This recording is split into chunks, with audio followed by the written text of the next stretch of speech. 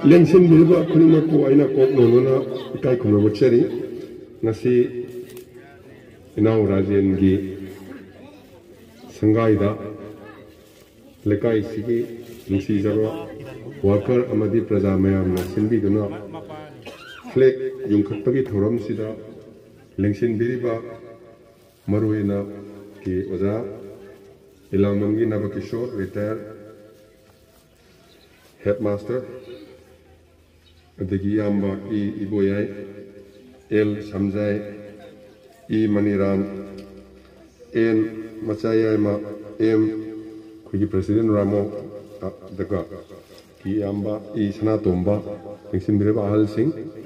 maruina kugi mandal gi president oja charojik aigi marup thamboi lengsinbireba worker khudingmak amadi praja ima indol chalcha khudingmapu aina kai khona wochari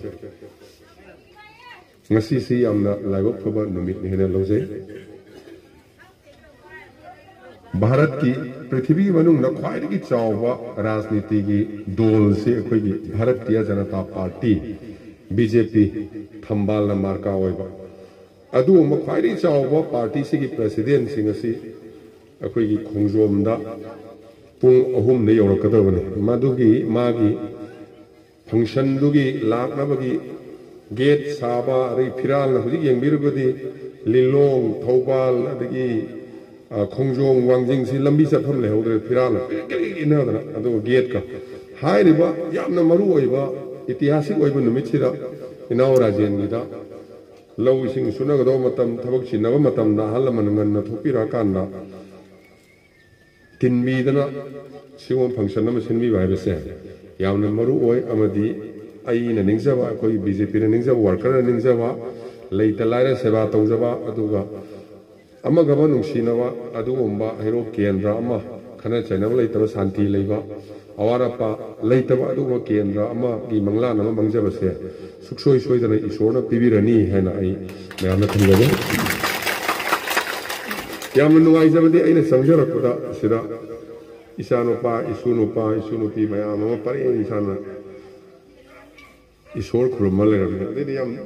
pikpanga ya amda thora de ji anga ma yaw de grana yam nung sibanga yaram bodo ibe ondong thora la isunupi do sai lerabina ma lai khum le ma oh anga ma cham le bodo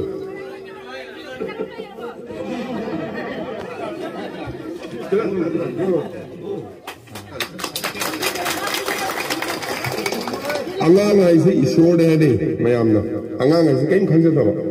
mar momo no ga tha ya una ninga isora khurmal ramudo adai da ya akoi mongol oigani khanja da ya angang si masai dei thamar adum angang si udum leiba ado daw mongol soi do oigani na thamjage mayam akhoi ngasi matam mang ase le chongi mayam se kana gomna hai kari phange kai dorage hojiki inau rajen na haibiramba bai thamoi no soira inau rajen na haram me lairik laisu haijada banina haiba wai ma thamoi de yam nuaite lairik haitraga so laisu haibadona maram wara kana kathok pongamba puksel sengba ai lepkiba phireptura isirusu sigani hena tawbung amase basi laisu yawo ko wai akhoi ngasi samlawa praja puksel sengba asum matawwa phaba tawbung am kya lana puksel ngasi di phatawa khalon na masu sangjin bidana koi hero kendra khana chainaba phatawa khalon pikthala leba mado akhoi gi iral le aduna aina ai praja nu sijaru praja mayam da haijaningi di timiru khuding da haijaningi di yare he khana chainaba thabak sima tawbidaba leitalair upai leitaba haibaja se masidi party yengbirun mamin udraba makhong yadraba chatpa gamdraba yengbinaba masa masu kanam leitraba mido congress oigara bjp oigara npp oigara madu yengsino madu mateng pangbai se akhoi mayam gi akhoi gi akhoi bjp gi akhoi thawm ai sa ona thokcharak so adugi pandam na thokcharak ne achaubu meeting amada hai ge tawjabane adu ngasi tanja cha ngasi ma haijaram ge akhoi na masigi ꯐ꯭ꯂꯦꯛ ꯌꯨꯡꯉꯤꯕꯁꯤ ꯑꯁꯤꯅ ꯃꯥꯏ ꯄꯥꯛꯇꯅ ꯃꯪꯒꯣꯜ ꯑꯣꯏꯔꯒꯗꯤ ꯉꯁꯥꯏ ꯚꯥꯏ ꯊꯃꯣꯏꯅ ꯍꯥꯏꯕꯤꯔꯝꯕ ꯈꯨꯗꯤꯡꯃꯛꯇꯣ ꯑꯩ ꯂꯣꯏꯅ ꯇꯧꯖꯒꯅꯤ ꯑꯩꯈꯣꯏꯒꯤ ꯏꯅꯥꯎ ꯔꯥꯖꯦꯟꯅ ꯌꯥꯝ ꯀꯨꯏꯅ ꯑꯋꯥꯕ ꯈꯪꯖꯔꯛꯈꯤꯕ ꯀꯔꯃꯒꯤ ꯐꯣꯜꯗꯤ ꯑꯗꯨꯝ ꯐꯪꯉꯦ ꯃꯥꯅ ꯍꯣꯠꯅꯖꯈꯤꯕ ꯑꯋꯥꯕ ꯃꯌꯥꯝꯗꯣ ꯑꯁꯣꯝꯗ ꯐꯪꯗ꯭ꯔꯒꯁꯨ ꯑꯩꯈꯣꯏꯒꯤ ꯁꯣꯝꯗ ꯁꯨꯡꯁꯣꯏ ꯁꯣꯏꯗꯅ ꯐꯪꯍꯟꯒꯅꯤ ꯍꯥꯏꯕꯁꯤꯃ ꯑꯩ ꯍꯥꯏꯖꯒꯦ ꯑꯄꯥꯝꯕ ꯈꯨꯗꯤꯡꯃꯛ ꯄꯤꯕ ꯉꯝꯗꯕ ꯌꯥꯏ ꯑꯗꯨ ꯗꯔꯀꯥꯔ ꯂꯩꯕ ꯈꯨꯗꯤꯡꯃꯛꯇꯤ ꯏꯅꯥꯎ ꯔꯥꯖꯦꯟ ꯑꯃꯗꯤ ꯃꯥꯒꯤ ꯏꯃꯨꯡ ꯃꯅꯨꯡꯅ ꯗꯔꯀꯥꯔ ꯂꯩꯕ ꯈꯨꯗꯤꯡꯃꯛꯇꯣ ꯁꯨꯡꯁꯣꯏ ꯁꯣꯏꯗꯅ ꯑꯩ ꯀꯟꯅ ꯍꯣꯠꯅꯔ ꯄꯤꯖꯒꯅꯤ ꯍꯥꯏꯕꯁꯤ ꯃꯌꯥꯝ ꯃꯥꯡꯗ ꯑꯩ ꯊꯝꯖꯔꯝꯒꯦ ꯑꯩꯈꯣꯏꯅ ꯂꯥꯏꯕꯛ ꯐꯗꯅ ꯍꯜꯂꯛꯑꯕ ꯄ꯭ꯔꯖꯥ ꯃꯌꯥꯝꯁꯤꯒꯤ ꯅꯨꯡꯁꯤꯕꯁꯤꯅ ꯃꯪꯒꯣꯜ ꯑꯣꯏꯗꯅ ꯑꯗꯨ ꯑꯣꯏꯔꯒꯗꯤ ꯑꯩꯈꯣꯏꯒꯤ ꯍꯩꯔꯣꯛꯇ ꯌꯦꯡꯕꯤꯔꯁꯤꯗ ꯀꯣꯡꯒ꯭ꯔꯦꯁ ꯑꯣꯏꯒꯦꯔꯥ ꯕꯤꯖꯦꯄꯤ ꯑꯣꯏꯒꯦꯔꯥ ꯆꯔꯨꯅ ꯏꯅ ꯀꯨꯞꯄ ꯌꯨꯝ ꯂꯩꯔꯤꯁꯦ ꯆꯍꯤ 5 ꯍꯩꯔꯣꯛ ꯀꯦꯟꯗ꯭ꯔꯗ ꯏꯅ ꯀꯨꯞꯄ ꯌꯨꯝ ꯑꯃꯠꯇ ꯂꯩꯍꯜꯂꯣꯏ ꯍꯥꯏꯕꯁꯤ ꯑꯩ ꯃꯌꯥꯝ ꯉꯁꯤ ꯊꯝꯖꯔꯝꯒꯦ ꯑꯔꯩꯕ ꯈꯨꯗꯤꯡꯃꯛ ꯂꯣꯏ ꯄꯨꯊꯣꯛꯑ ꯌꯨꯝ ꯖꯤꯇꯅ ꯍꯣꯏ ꯑꯩꯗꯤ ꯁꯨꯛꯌꯥ ꯌꯥꯖꯔꯔꯣꯏ ꯀꯣꯡꯒ꯭ꯔꯦꯁꯅꯦ ꯅꯠꯇ꯭ꯔꯒ ꯑꯗꯨꯒꯤ ꯄꯥꯔꯇꯤꯅꯦ ꯌꯥꯖꯔꯔꯣꯏ ꯍꯥꯏꯅ ꯃꯁꯥꯅ ꯌꯥꯗ꯭ꯔꯒꯗꯤ ꯑꯗꯨꯁꯨ ꯑꯩ ꯍꯥꯏꯖꯒꯅꯤ ꯌꯥꯗ꯭ꯔꯒꯗꯤ ꯈꯪꯗ꯭ꯔꯦ ꯅꯠꯇ꯭ꯔꯒꯗꯤ ꯄꯥꯔꯇꯤ ꯗꯣꯂꯥꯗꯣꯂꯤ ꯌꯦꯡꯗꯅ ꯏꯅ ꯀꯨꯞꯄ ꯑꯗꯨ ꯆꯔꯨꯅ ꯀꯨꯞꯄ ꯌꯨꯝ ꯑꯃꯇ ꯂꯩꯍꯟꯖꯔꯣꯏ ꯍꯥꯏꯕꯁꯤ ꯑꯩ ꯍꯥꯏꯖꯔꯤꯁꯤꯅꯤ ꯑꯅꯤꯁꯨꯕꯗ इकाई फजबदी वाटकद्रा अखोई मपाल पाल थोकम हाइगद्रा टॉयलेट लेतबो कोंगाय मि यावरी युमनि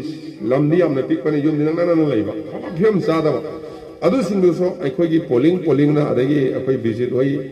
जीवन में लेरिबा मयामसिना मोइना लोइना आइडेंटिफाई तौथो कान माई वार्डता टॉयलेट लेतबो सिंगे सरकार ना साबिगिरा साबिरोइदा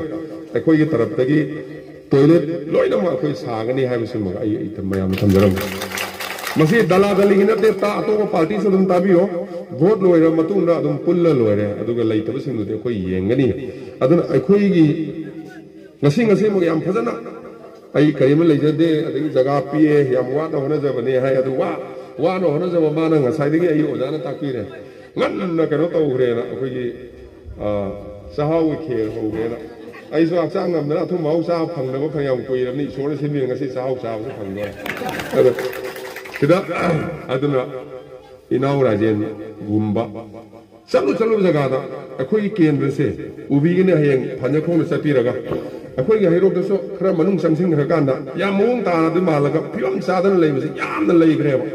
अदो अखोई लेरिबा अखोई खरा से पुनसिलगा अखोई वासकदोबा अखोई नुनसे ना थबोय नुगा थंगदबदी अदुगुम्बा मपानदि नोगा थोक्सरपा मनुंगरा कप्पगा लेबा थोक्तबा यादबा उत्तबा यादो उल्लगा थमोयदा नारा लेबा मिसे यमदोंग खुदिंग लेबसे याम यामेबा मसी लौथोक्नबसे अखोई इथौने अखोई दायित्वने से यूथ की टीम लेबिरिबा अखोई वर्कर मैम अखोई पोलिंग कमिटी मैमना फजन पोलिंग येंबिरकाना कदाय कायदा अवारा सेंथुम पाइजरगसो युम कई फाना लेरगसो अवाबा नुगाइतबा लेबा वारी निबो ngamdaba kongaim लेरि अदुगा सेंथुमसु पाइजदबा लौ इसुं कनोसो लौसु लेजे इंखोलसु लेजदबा अवाब लेबसे कोगाइम लेरि मसी मयामसी अखोई इथौरी भोट काबा खतनते भोट कार मतुंगदा पोलिंग ना नाक लेरिबा आई पोलिंग लेरिबा अवाना ताबा मयामसे फजना आइडेंटिफाई तौथो कांदा मखोई अवारा पावाना मयामसे कोई पुन्ना थेंगारे लेते थोंना मेरा पुथोनरगा थेंगनमिनरा कांदा हैरोक केंद्रसी अमगा नुसिनाबा यामने यूनिटी लेबा मोट माना लेमिनाबा लंबी थोंग फाबा अदुगुम्बा केंद्र में ओहेनमिनसे है वाई खरे सेजरगा ngasi अखोई पोलिंग कमिटी अमदी इनाव राजेन लेबिरे वर्कर मैम सिनबिरगा इमा इनोल मैम सिना सिनबिरगा यामना अफवा फाग्रबा नुमित सिरा सिगुम प्रोग्राम सिनबिरगसे आइना हानिंगाय कन फरतरी बीजेपी